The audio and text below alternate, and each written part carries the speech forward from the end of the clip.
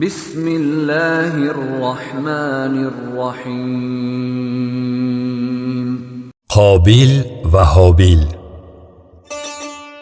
اگر شما در خاطر داشته باشید، در حکایه گذشته آدم و حوا به مقابل خدا گناه کردند. خدا آنها را از باغ عدن پیش کرد، لیکن خدا به آنها برکت داده بود که بسیار شوند. اینک بعد از چند وقت آنها فرزنددار شدند. به او قابیل نام گذاشتند. پسری دویمی آنها هابیل نام داشت. آنها یک جای کلان شدند.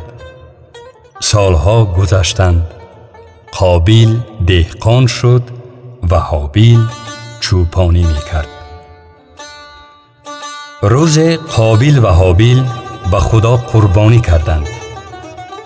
قربانی هابیل به خدا خوش آمد، لیکن از آن قابیل باشد نه.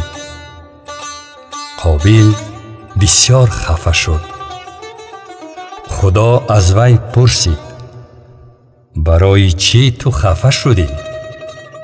خدا پیشکی آگاه کرد تا که او گناه نکند.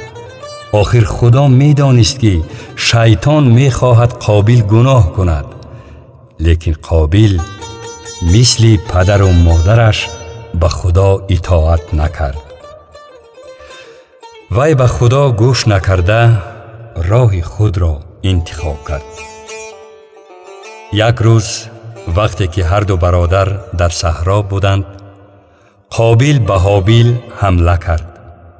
قابیل برادرش را کشت. خون اولین آدم به زمین ریخته شد.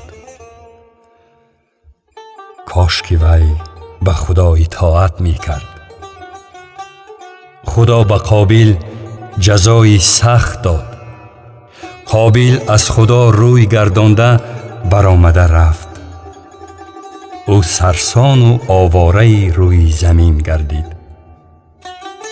وقتی که قابیل در زمین کار میکرد، حاصلش برکت نداشت.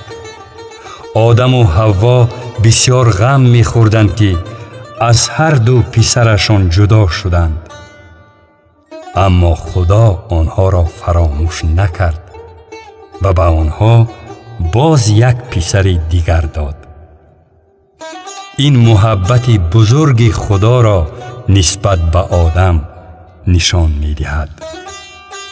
حالا هم آدمان زیاده هستند که مانند قابیل رفتار می کنند. آنها به گفته های خدا باور نمی کنند.